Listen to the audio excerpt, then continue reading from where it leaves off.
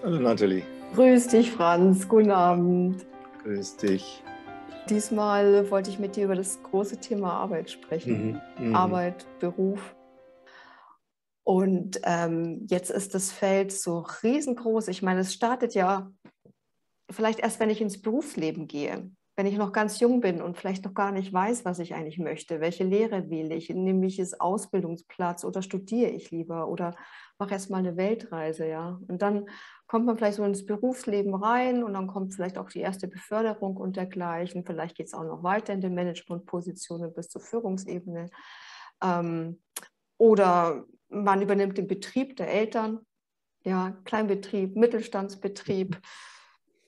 Oder man kommt dann in die Arbeitslosigkeit und endet dann plötzlich in Hartz IV, also komplett die andere Regel. Und dann denkt man immer, naja, wenn ich ins Coaching gegen eine Frage stelle oder ein Training mache, vielleicht auch nochmal eine Ausbildung, dann kriege ich die Antworten auf meine Fragen. Und dann stellt sich oftmals raus, dass, was du so schön immer wieder zeigst in den Arbeiten in deiner Praxis, und plötzlich kommen dann Kindheitsverletzungen. Traumata sogar hoch. mhm, mhm, mhm. Na, jetzt hast du was beschrieben, was mit meiner Geschichte jetzt gar nicht so furchtbar viel zu tun hat, weil meine Geschichte war ja so, ich komme ja aus einem Arbeiterhaushalt oder aus einem bäuerlichen Hintergrund, ja, von meinen Eltern her. Und für mich war schon immer, da war immer schon die Devise, wer nicht arbeitet, soll auch nicht essen. Also da war dieses Thema Arbeit unmittelbar verknüpft mit dem, also vom Bäuerlichen her natürlich, du musst irgendwie schuften und machen und tun, musst die Kühe und Schweine irgendwie füttern, musst das Getreide, die Kartoffel einfahren, damit du was zu essen hast, ja. Und auf der anderen Seite, wenn jetzt von dem Arbeiterstatus her nicht, du musst einfach arbeiten, du musst von früh bis Abend da irgendwie irgendwelche Arbeiten machen, die hart sind, wo es Knochenarbeit ist, um halt deinen Stundenlohn zu kriegen, der dann irgendwann reicht dafür, dass du halt dann vielleicht ein Haus baust noch. Das war ja dann bei meinen Eltern so. Und von daher war es immer so, dass das Geld war immer irgendwas Besonderes, war knapp. Und von daher war schon immer klar, ja, muss halt arbeiten, um Geld zu verdienen. Das war so eine Koppelung, ja, also dass das überhaupt gar nicht die Frage war, was stelle ich mir jetzt vor, so großartig mit der Arbeit, sondern was bringt Geld, was bringt was. Ne? Und welchen Beruf könnte man vielleicht ergreifen, der dann Geld bringt. Also das war eigentlich so meine ursprüngliche Perspektive. Und so, dass ich jetzt heute dahin gekommen bin zu sagen, verdammt nochmal, dieses blöde Geld, ja, und das wirbt eigentlich alles. Und letztendlich ist es dann so, dass letztendlich wir alle, sagen wir, arbeiten und tun und machen für das Geldsystem, ja. Ja. War ein langer Weg, das zu erkennen, ja, dass also wir nicht arbeiten, um zu leben, sondern leben, um zu arbeiten, aber dahinter steht ein Geldsystem, ja, das dann auch hungert und dürstet, dass es sich vermehrt, ja, dass es immer mehr wird, dass aus dem Geld soll mehr Geld gemacht werden, Kapitalismus, ne, in dem wir ein System wir leben und ja, und dass einfach die Menschen da in diesem System, sage ich mal, auch wirklich aufgebraucht werden. Ja. Also die Lebenszeit, die Lebenskraft, die Lebensenergie der Menschen wird für ein Geldsystem, um das Geldsystem am Laufen zu halten, eigentlich missbraucht und verbraucht. So sehe ich das heute, ja. Mhm. Und von daher ist natürlich eine ganz andere, vielleicht auch jetzt eine andere Voraussetzung. Ich habe dann das Glück gehabt, so als Intellektueller, ne, mit Studium und dann letztendlich auch dem Lehrerdasein, einem Hochschullehrerdasein, dann nie mehr in die Verlegenheit gekommen zu sein, so wie ich es als Student noch war, und dann Steine zu schleppen und auf den Knien herumzurutschen und irgendwie Fliesen zu verlegen oder so. Ne? Und das ist natürlich eine ganz andere Welt, die du jetzt vielleicht auch ein Stück weit skizziert hast, als das, wo Leute tatsächlich einen Knochenjob machen müssen, ja, um überhaupt ein bisschen über die Runden zu kommen. Und je härter der Job ist, das wissen wir ja mittlerweile auch, umso weniger kriegst du dafür bezahlt. Ja. Und diejenigen, die da nur ein paar Entscheidungen treffen im Sinne, ne, der Geldvermehrung, die schwimmen im Geld und können wissen gar nicht, was sie mit dem Geld anfangen, beziehungsweise haben dann das delikate Problem, dass sie dann sagen, okay, wie lege ich mein Geld am besten an? Also, Mhm. was mache ich mit dem Geld? Und sind dann da wieder im Stress und müssen da wieder machen. Aber ja, also letztendlich für mich ist schon die entscheidende Frage des guten Lebens, des gesunden Lebens auch und welche Rolle kann dann die Arbeit spielen. Und da würde ich sagen, hat mir immer meine Methode, die ich ja dann auch entwickelt habe, so allmählich, hat mir immer geholfen. Also immer, wenn es Entscheidungen gab, immer wenn es Konflikte in der Arbeit, wenn es Konflikte mit Arbeitskollegen gab und mit Vorgesetzten gab, da habe ich mir das mit meiner Methode angeguckt, um dann eher nicht weiter Öl ins Feuer zu gießen, ja, und die Konflikte noch zu vermehren oder wie ich es heute ja nenne, die Täter-Opfer-Dynamik noch weiter anzuheizen, noch weiter Spaltung zu betreiben, sondern zumindest mal so für mich einen guten Ausweg zu finden, ne? Oder eben vielleicht für alle, die an so einem Konflikt beteiligt sind. Und vielleicht sage ich dir mal ein Beispiel, dass ich mal so eine große Konfliktsituation hatte, auch bei mir an der Hochschule. Und dann bist du ja immer so dabei, du versuchst da Verbünde zu finden und welche auf deiner Seite sind und so, oder die anderen suchen dann wieder sich zu. Und das habe ich gemerkt, okay, das führt natürlich weiter in den Stress, weiter in den Konflikt hinein. Und dann habe ich mal für mich so zu Hause, habe ich mir den Konflikt mal angeschaut, habe mal für alle Konfliktbeteiligten habe ich dann so ein Kissen genommen, habe das so einen Kreis hingelegt und habe dann gedacht, wie geht es jetzt weiter? Und plötzlich kam mir die Idee, ja, es geht weiter, wenn wir alle wachsen. Also wenn ich wachse und die anderen auch, ja, alle müssen wir wachsen. Alle müssen wir irgendwie das Gefühl haben, dass wir mehr werden. Und das hat letztlich mir so ein Bild gegeben, mir gesagt, oh nee, hör auf, die anderen zu bekämpfen, hör auf, die anderen zu kritisieren, klein zu machen, runterzureden. Ja, wenn du dich verteidigst, dann hast du natürlich auch, schlägst um dich. Und das war für mich so der Anlass zu sagen, okay, nee, das Einzige, was dir letztendlich weiterhilft, ist dein eigenes Wachstum. Und dass du auch den anderen ihr Wachstum gönnst und auch wünschst, dass die auch wachsen und so. Und das hat mir damals auch geholfen, diesen Konflikt nicht weiter zu eskalieren. Letztendlich dann auch meine Nische letztendlich zu finden, die ich dann für mich besetzt habe. Ja. Und das war ganz, ganz wichtig. Also dieser Punkt, sich gerade auch, wenn es Konflikte gibt in der Arbeit, dann sich solcher Methoden zu bedienen, das ist angedeutet mit Coaching, ist ganz, ganz wertvoll und ja, dann auch über diesen Tellerrand hinauszublicken, oder man sitzt ja so mittendrin, ja, und dann mal von außen drauf zu schauen, wie schaut es eigentlich aus und was ist für alle, letztendlich muss man sagen, was wäre für alle eine gute Lösung. Das heißt, ein Hindernis ist dann eigentlich ein Wachstumspotenzial. Hindernis ist dann nicht um Gottes Willen und Riesenproblem, unlösbar, alternativlos, wie es ja auch so schön oft heißt, sondern ist einfach, hey, ich habe die Möglichkeit hinzuschauen, um was dreht sich es eigentlich wirklich.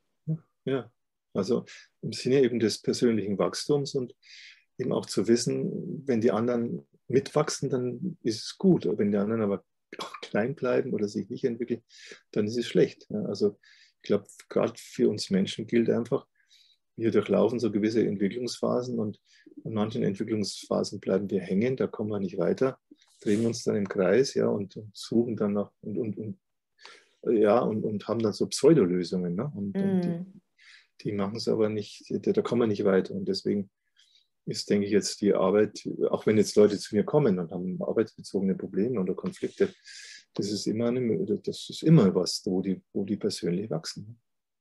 Wo dann du siehst, es gibt mehr Möglichkeiten, diesen Konflikt zu lösen, als du vorher gedacht hast. Kamen auch schon Personen mit Burnout-Symptomatiken zu dir? Ja, natürlich, ja. Klar. Was siehst du da dahinter oft? Ja, halt dann natürlich auch so Täter-Opfer-Dynamiken, in die man sich da verstrickt mit Kollegen oder Vorgesetzte oder halt dieser Klassiker, ich tue durch die ganze, ich opfere mich auf, es wird aber immer noch mehr verlangt von mir und ich soll noch mehr machen und die Vorgaben werden dann noch höher und so. Und dieses, ja, letztendlich sich in so einer Dienerhaltung zu sein, Opferhaltung zu sein. Ja, ich tu alles, ja, ich mache alles und so.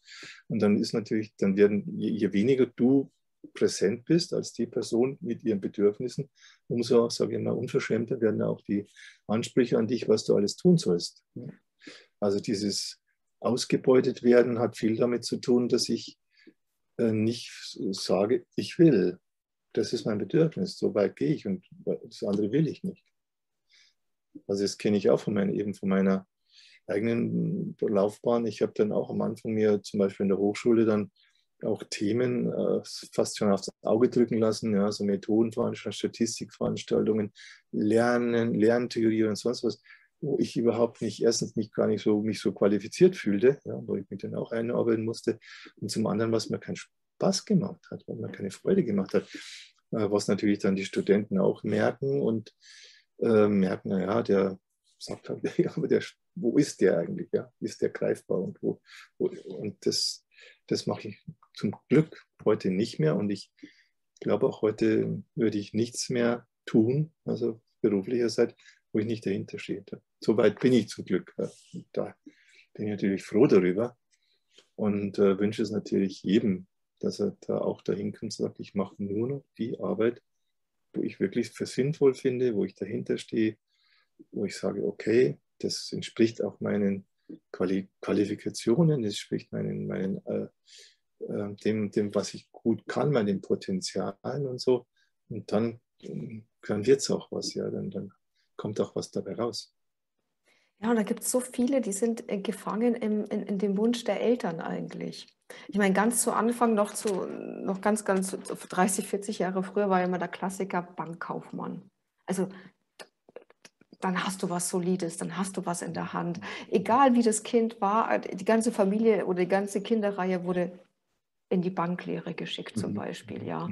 Oder natürlich, du kommst aus der Landwirtschaft, wenn du da bist, dann übernimmst du natürlich auch den Hof. Egal was auch immer, es muss was Solides sein und Geld einbringen. Musischer Beruf geht ja gar nicht, brotlose Kunst oder Schauspielerei oder Künstler gehen, ja. Das ist sowieso total tabu. Und dann, ich kenne viele, die finden sich dann noch mit 40, 50 in diesem unglaublichen Korsett wieder. Mhm. Ja, so also als Kinder quasi loyal der Familie gegenüber zu sein und dann so einen Auftrag zu haben, ja, die Firma fortzuführen. Oder gestern habe ich jemanden getroffen, der hat dann 2 Studien gemacht. Wie kommst du denn darauf, 2 Studien zu machen? Eines war Medizin, eines Mathematik, also zwar erst Medizin, dann Mathematik. Ja, mein Vater ist Professor für Medizin und er hat gemeint, ich soll Medizin studieren, obwohl sie eigentlich schon immer Mathematik machen wollte. Ja, dann hat sie halt das Medizinstudium und Mathematik gemacht, weil das eigentlich ihres war, ja. Aber erstmal mache ich das dem Papa zuliebe, wenn der das so sagt, dann wird es schon stimmen. Ne? Also das sind halt so Berufsentscheidungen, machst du ja auch dann mit dem Übergang von Kindheit, Jugend, und da haben die Eltern durchaus schon noch ein Gewicht. Und siehst du dann auch oftmals, dass Berufe ergriffen worden sind, obwohl man das überhaupt gar nicht mag? Jetzt nehme ich mal ganz gemein vielleicht den Lehrerberuf. Ja? Ich werde Lehrer, aber ich mag Kinder zum Beispiel überhaupt nicht. Ja, da glaube ich, gibt es einige, die das so anschauen, wo man nicht den Eindruck hat, dass die wirklich die Kinder mögen, ja, sondern eher vielleicht auch so Kinder sind, die man drangsaliert hat die ganze Zeit. Jetzt kann ich sozusagen meine eigene Machtposition dafür ausnutzen, um andere zu quälen und zu drangsalieren. Ist leider so, ist oft auch in Berufen so. Oder es gibt natürlich auf der anderen Seite, das fällt mir jetzt gerade ein, ich habe einige Hebammen getroffen, die dann den Beruf ergriffen haben, um immer wieder vielleicht zu beweisen, dass man eine Geburt überleben kann, weil sie ihre eigene Geburt so dramatisch erlebt haben, also kaum überlebt haben, ja, und sozusagen jetzt immer wieder das reinszenieren, ihr eigenes und immer wieder froh sind, ja, dass ein Kind auf die Welt kommt, aber natürlich wird dadurch das eigene noch nicht geheilt. Ja. Ja.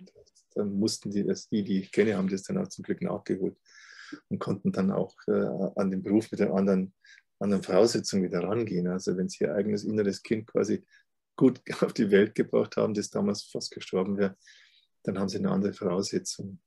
Und dann und das ist auch interessant, dann ist denen aufgefallen, dass unter den Bedingungen, unter denen sie bis dato gearbeitet haben, ja, in den Krankenhäusern, in den Kliniken, dass es eigentlich fürchterliche Bedingungen sind und wie da mit den Frauen und den Kindern umgegangen wird. Ja. Das ist es ihnen erst dann so richtig bewusst geworden, als sie sozusagen das mal für sich selber, ihren eigenen Geburtsprozess nachvollzogen haben und dann eben gemerkt haben, wie schrecklich das ist. Ja. Bei mir war das, als ich die IT-Industrie verlassen habe.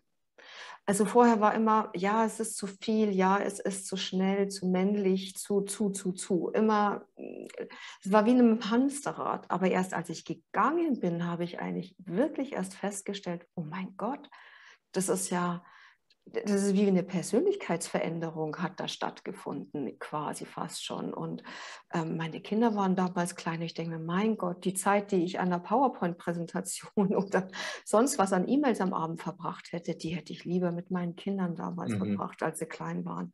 Und ich Mhm. habe erst durch den Weggang gemerkt, welche Mechanismen da eigentlich ablaufen und wie ja, nicht nur ich, auch alle anderen da drin, wie wir nach Anerkennung eigentlich Mhm. uns sehnen. Auch Mhm. dieses Gefühl, wichtig zu sein, an der richtigen Mhm. Position zu sitzen, ja.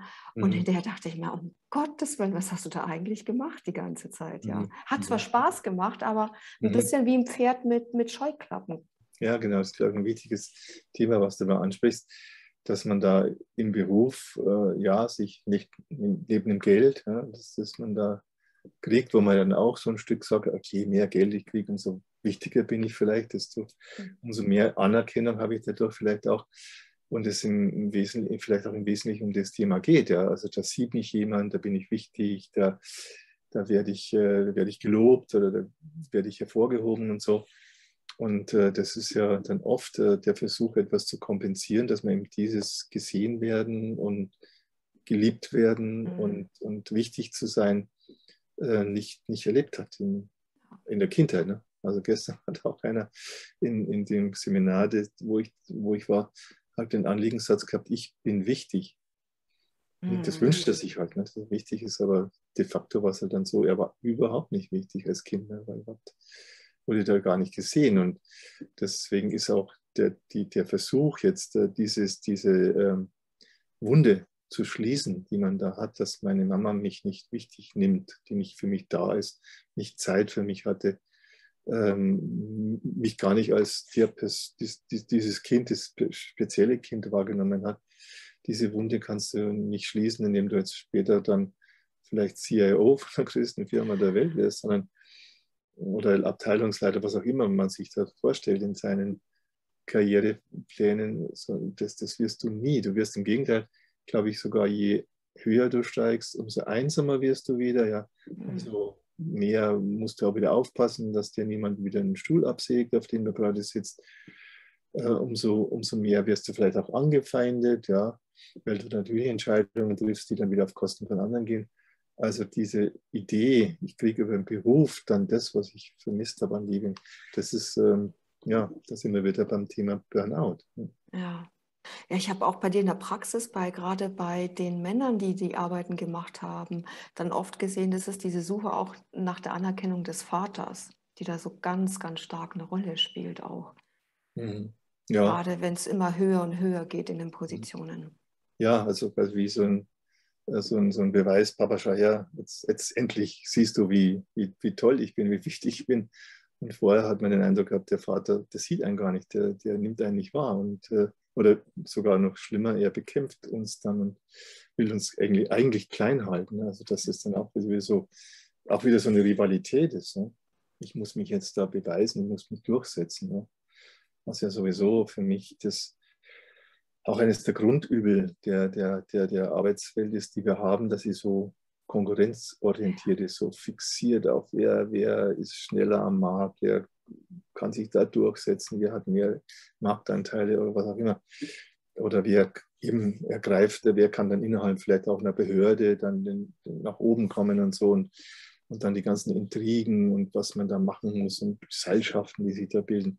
Also es ist nicht schön, ich sagen. Ja, Und hat mit dem, was mir ja eigentlich das Wichtigste ist, mit gutem Leben wenig zu tun. Also ich denke, eigentlich sind wir auf der Welt und sind in die Welt gekommen, um gut zu leben. Ja? Und das wäre ja auch möglich. Ne? Also wenn wir uns da der Potenziale bedienen würden, mit denen wir losstarten, ja, mit dieser Lebensfreude, Lebensenergie, Kreativität, auch dem Wohlwollen, ja, dem Wohlwollen, nicht diese Liebesfähigkeit, der Liebesbereitschaft auch. Also wenn wir das sozusagen weiter einbringen könnten in unser Leben, in unsere Beziehungen, da könnte es ja gar nicht schief gehen. Ja? Und wenn man noch, was mir jetzt neulich mal aufgefallen ist, davon ausgehen, dass eigentlich unsere Psyche, ja, die Psyche des Menschen, dass die eigentlich das wahre, schöne und Gute will. Ja? Also vom Haus aus. Also unsere menschliche Psyche ist auf das wahre, schöne und Gute programmiert. Und wenn man dem folgen würde, du würdest einfach immer gucken, dass das, was du machst, dass es wahr ist, dass es stimmt. Lügen, nee, warum soll ich lügen? Bringt ja nichts. Ne? Und auch, dass du ja mit guter Absicht dann die Dinge tust, niemandem irgendwie was Böses willst und der dir auch nicht, und du machst halt zusammen, kooperierst, machst gemeinsame Projekte. Und letztendlich, was dabei rauskommt, ist auch schön. Das macht Freude. Man baut ein Haus und das sieht man, das ist schön, das sieht gut aus. Ja. Man kann auch die Dinge, die hergestellt werden, ja, alles, man kann es so schön machen. Ja. Ich habe jetzt neulich wieder, gegenüber von meinem Haus habe ich so ein kleines Grundstück, ja, so einfach nur so eine Parzelle, so ein paar Quadratmeter. Und da haben sie mich beauftragt, dass ich das jetzt irgendwie neu gestalten soll. Das habe ich gemacht, 2 Apfelbäumchen reingetan, eine Blumenwiese. Das ist so was von schön. Ich gehe jeden Tag mal hin und bin ein paar Minuten dort. Und das freut mein Herz dann. Ja. Und ich glaube, das ist eigentlich, unsere Psyche weiß das, was schön ist. Unsere Psyche weiß, was richtig ist. Unsere Psyche weiß, was gut ist. Weil das merkst du nämlich auch an der Stelle, wo die Menschen, ne, wenn sie lügen, dann wollen sie natürlich Lüge als Wahrheit hinstellen. Ja. Ja. Oder wenn sie was Böses tun, wollen sie immer die Guten sein. Ja, nein, ich bin manchmal gut, ich bin eigentlich ein Menschenfreund und so. Und wenn sie irgendwas Hässliches machen, dann haben sie es sofort beschönigen und als schön verkaufen. Ja. Daran merkt man, wir kennen das. Ja.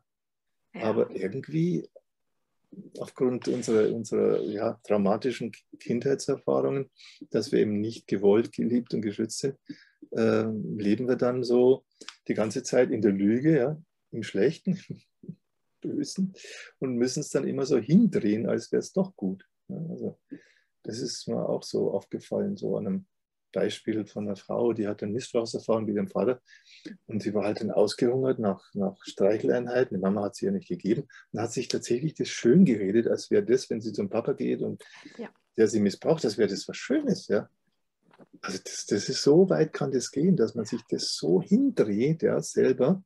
Und dann haben ihre Anteile, die dann im Prozess noch waren, gesagt, spinnst du eigentlich? Das war nicht schön. Es ist nicht schön. Ja? Und das ist ja auch das Tragische, finde ich, dass wenn man es mal Gesamtgesellschaft betrachtet, ja, tatsächlich die Leute immer denken, das ist alles toll, das ist super. Ja?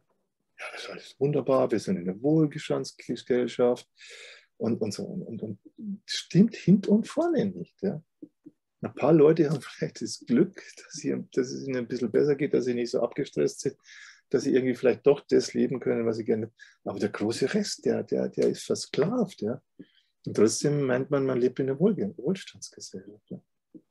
Ja, und fiebert dann nur bis zur Rente hin.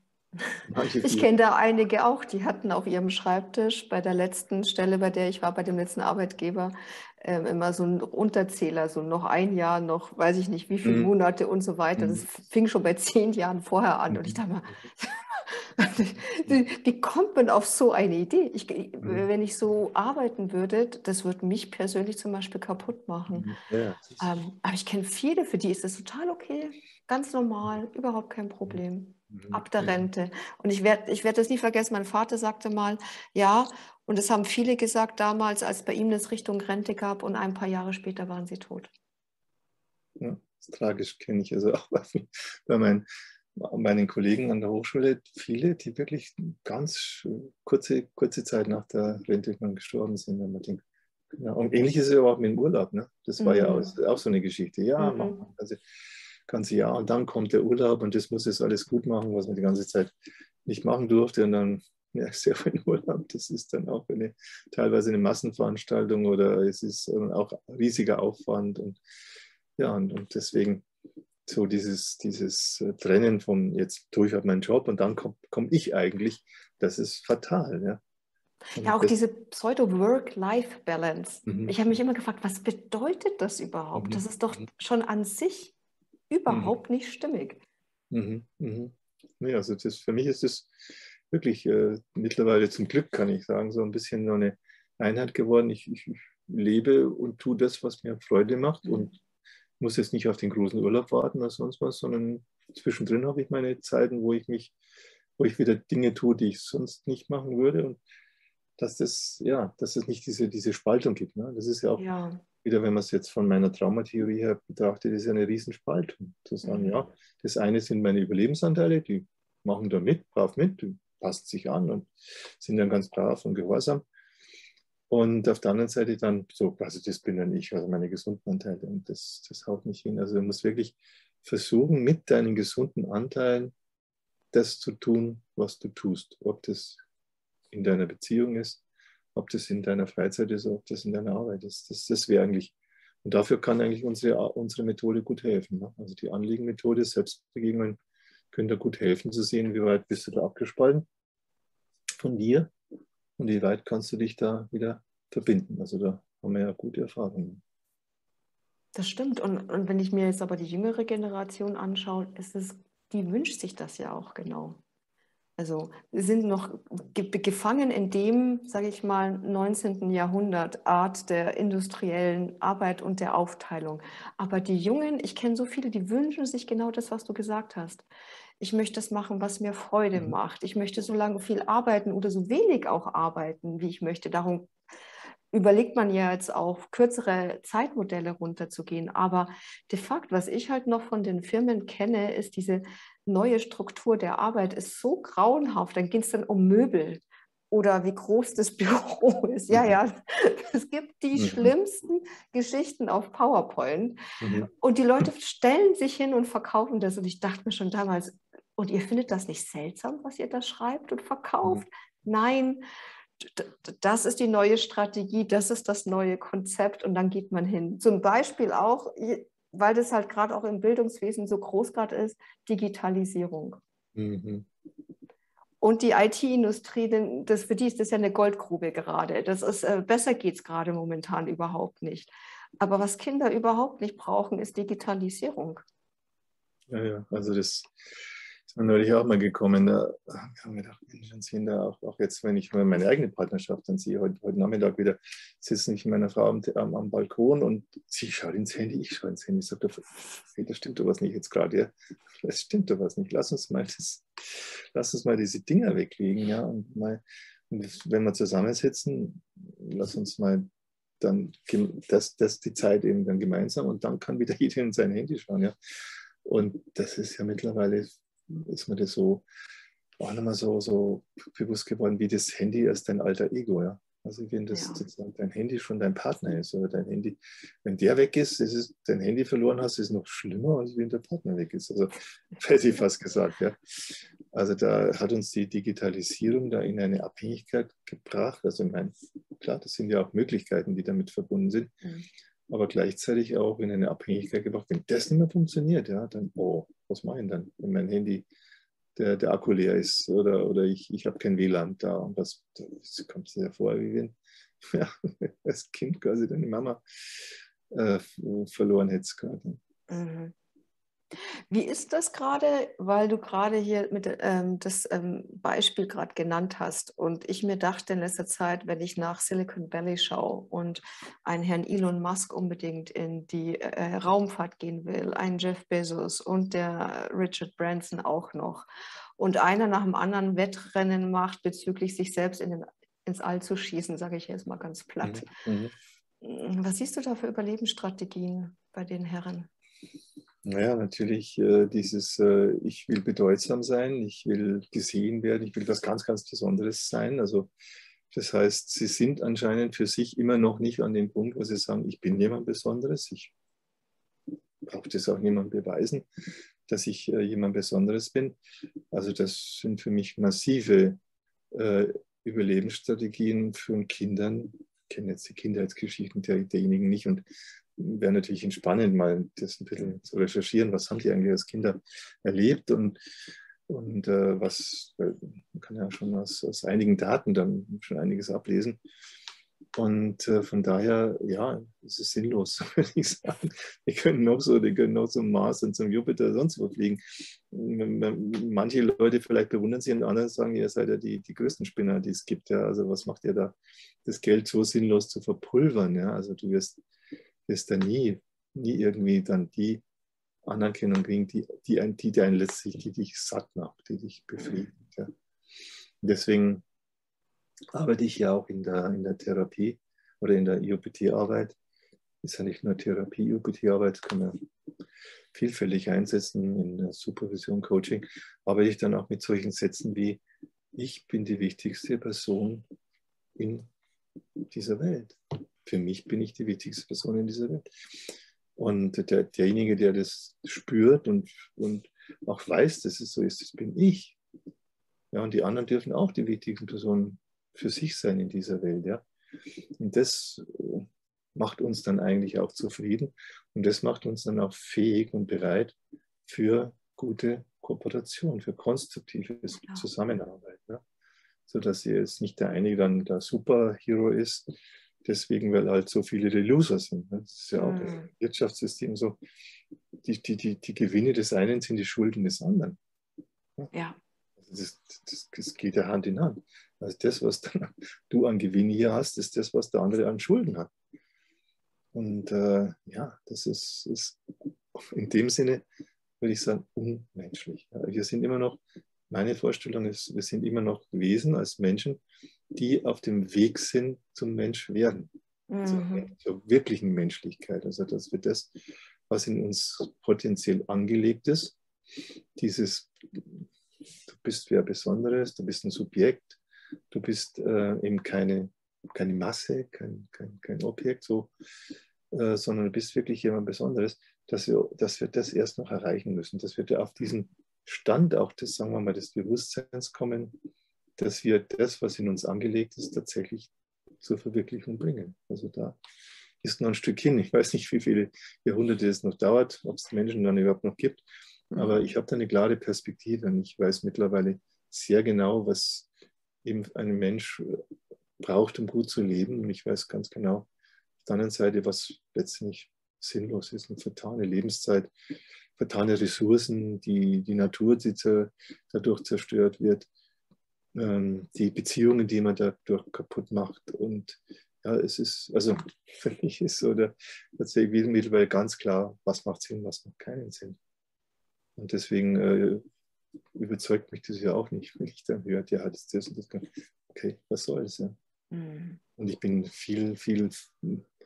bin total froh und glücklich, wenn ich es miterlebe, ja, wie Menschen dann, jetzt auch in dem Seminar, ich referiere es ein bisschen auf das Seminar, die letzten 3 Tage, die ich gemacht habe, wo eine Frau kommt, so was von niedergeschlagen, was man sagen will, also wirklich eine Depression, die sich gewaschen hat, ja.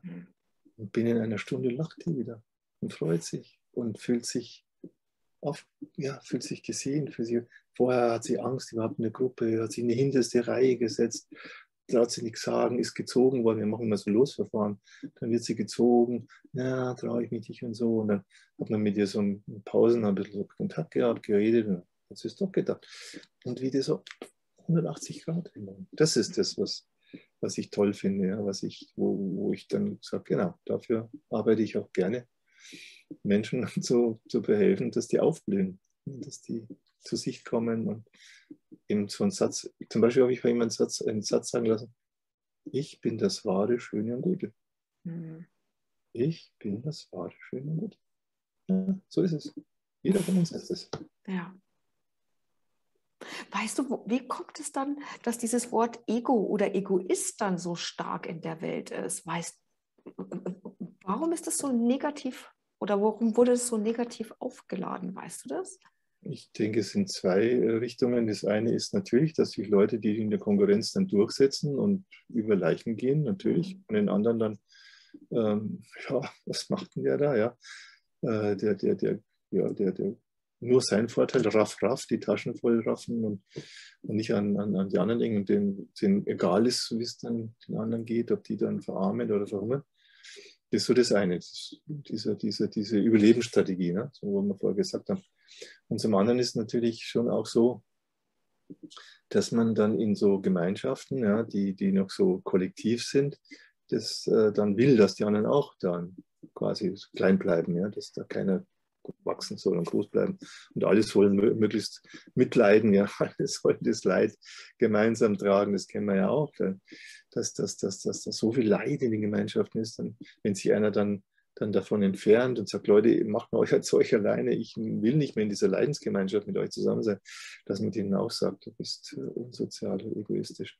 Oder auch jetzt in dieser Corona-Geschichte, wo dann Leuten, die sich jetzt impfen lassen, plötzlich untergestellt wird, sie werden da selbstsüchtig, egoistisch, asozial, unsozial, was ja auch ein völliger Unsinn ist, sowas überhaupt zu denken und dann auch noch, geschweige denn auch noch auszusprechen. Aber so geht es dann halt. Also so eine Gemeinschaft, die in gewissen Wahn auch verfangen ist, vielleicht in religiösen Wahn, jetzt in medizinischen Wahn, die dann denkt, alle müssen den gleichen Schaden haben. Ja.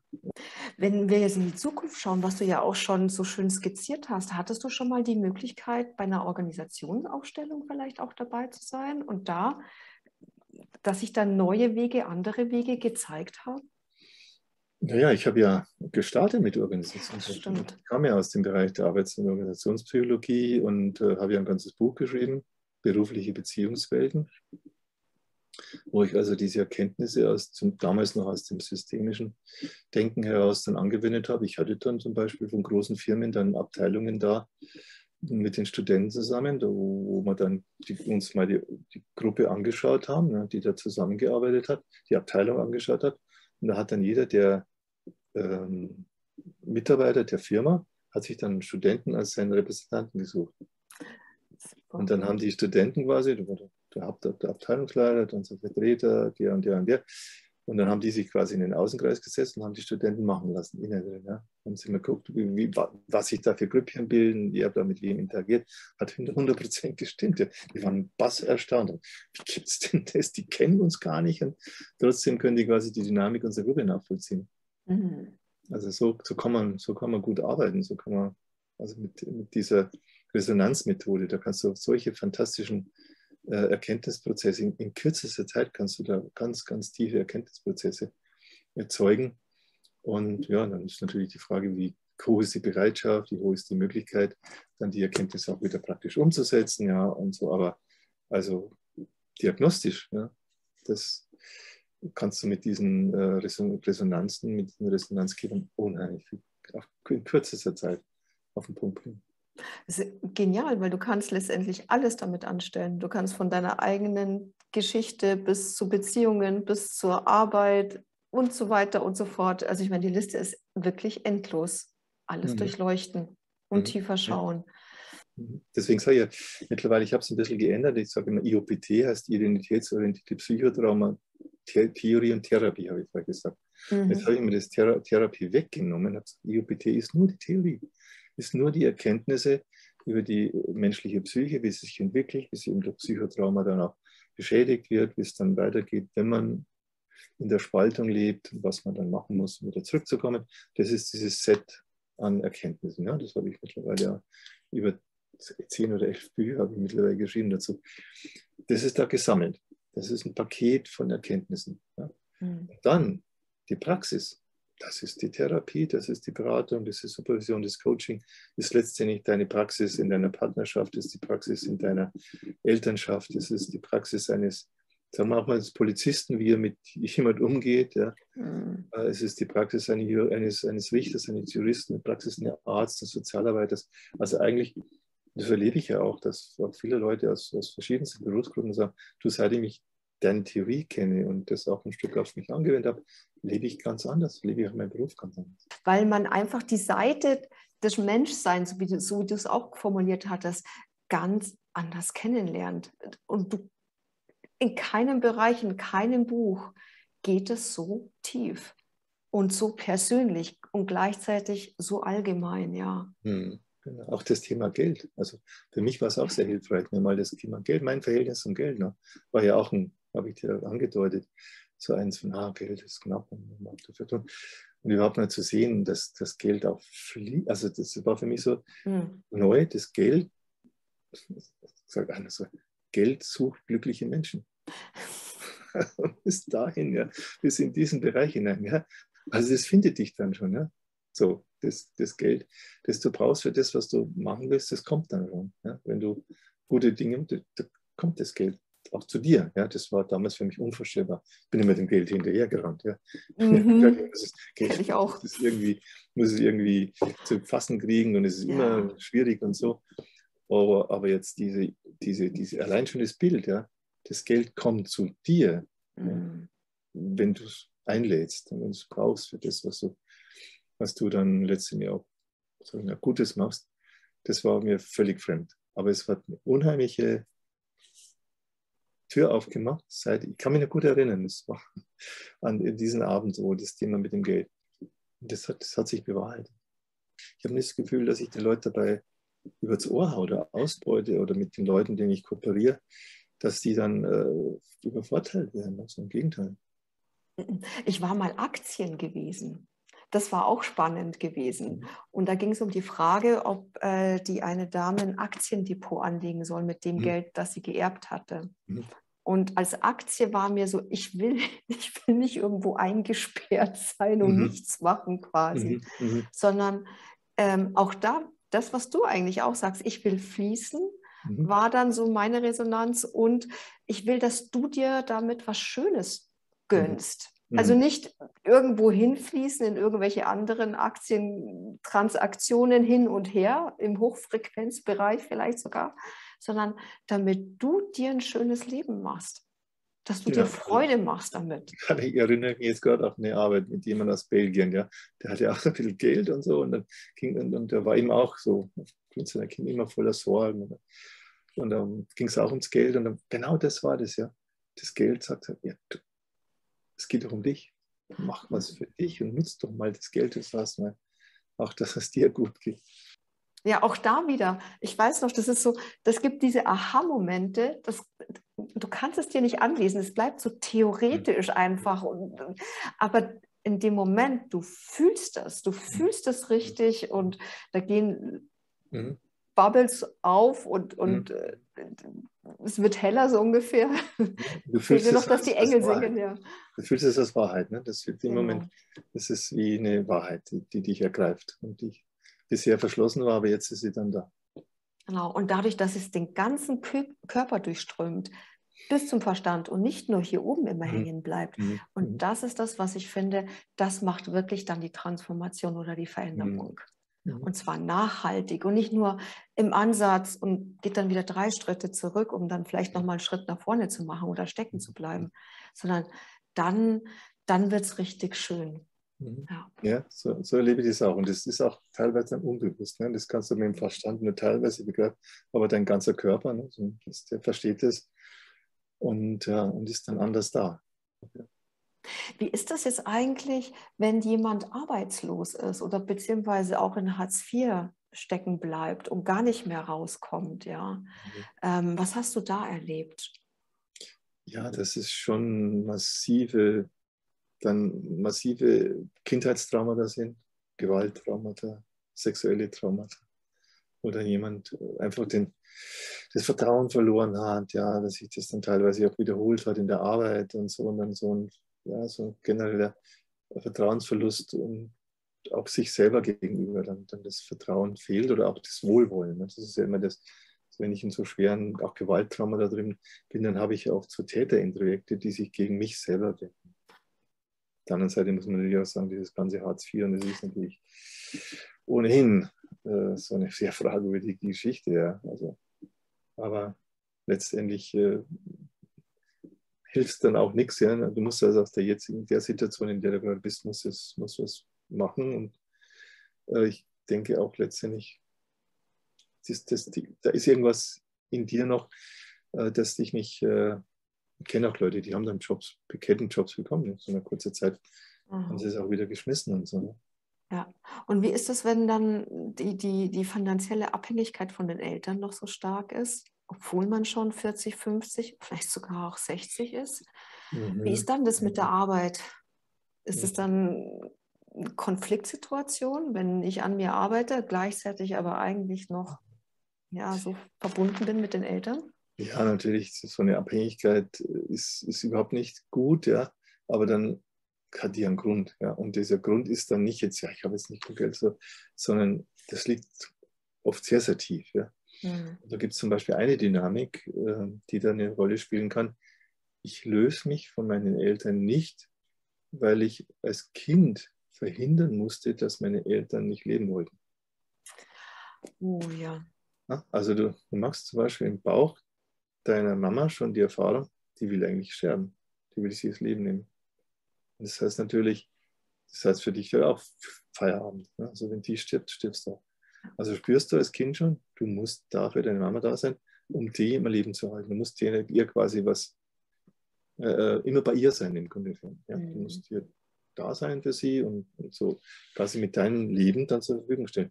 Und ich glaube, das ist oft nicht oft, ich kann es jetzt nicht statistisch sagen, aber zum Beispiel einer der Gründe, warum sich Kinder von ihren Eltern nicht lösen, weil sie immer noch unbewusst denken, sie müssen bei den Eltern bleiben, um zu verhindern, dass die sich umbringen.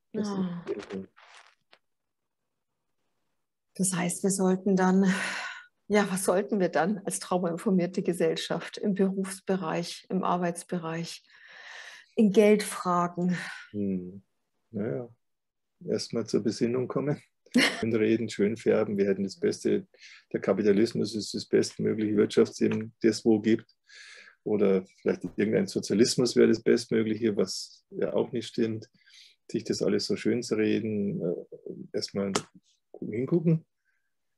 Und ja, und eben genau die Erfahrungen machen, die wir ja auch machen. Ne? Zu sagen, was ist eigentlich ein gutes Leben? Und wenn du das in dir hast, ne? Diesen Kompass, was ist ein gutes Leben, dann wird man auch im Außen die entsprechenden Institutionen schaffen, entsprechenden Systeme herstellen, wo einfach Leute sagen, ja, so will ich leben, so will ich alleine für mich und so will ich auch an Kooperation leben mit anderen, mich austauschen, dass wir uns gegenseitig unterstützen, auch in der Versorgung mit Lebensmitteln, was auch immer. Ja. Also dass das einem wichtig ist. Also wenn es mir wichtig ist, dann wird sich letztendlich auch realisieren.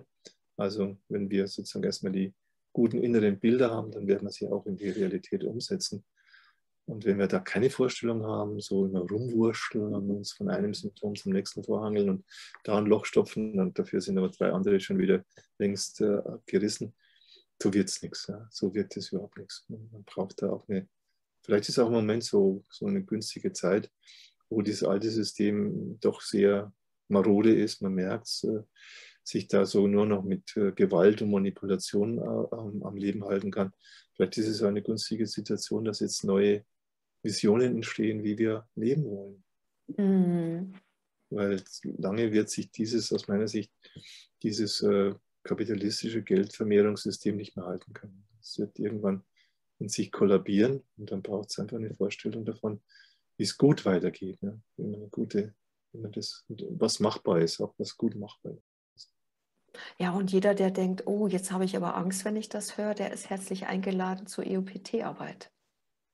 Ja, mit seinen Sorgen, die er hat und den Anliegen, sich das einfach mal anzuschauen, ne? Dass man da dann auch wieder aus diesem reinen Kopfkino rauskommt und dann merkt, okay, es gibt viel mehr Wahrheiten und Weisheiten zwischen Himmel und Erde, als man sich das so normalerweise vorstellen mag. Ja?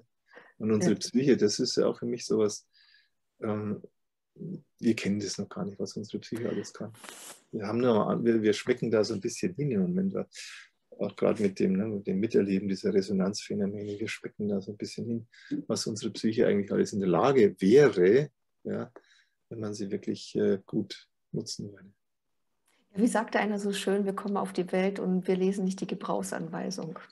Jeder wurschtelt so vor sich hin. Ja. Ja. So, lieber Franz, dann, ja, wir haben schon wieder eine Stunde um. Ich glaube das nicht. Haben wir denn? Ja, fast eine Stunde.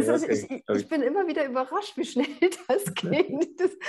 Ich denke mir, wir haben noch gar nicht richtig angefangen und dann hups, eine Stunde schon wieder vorbei.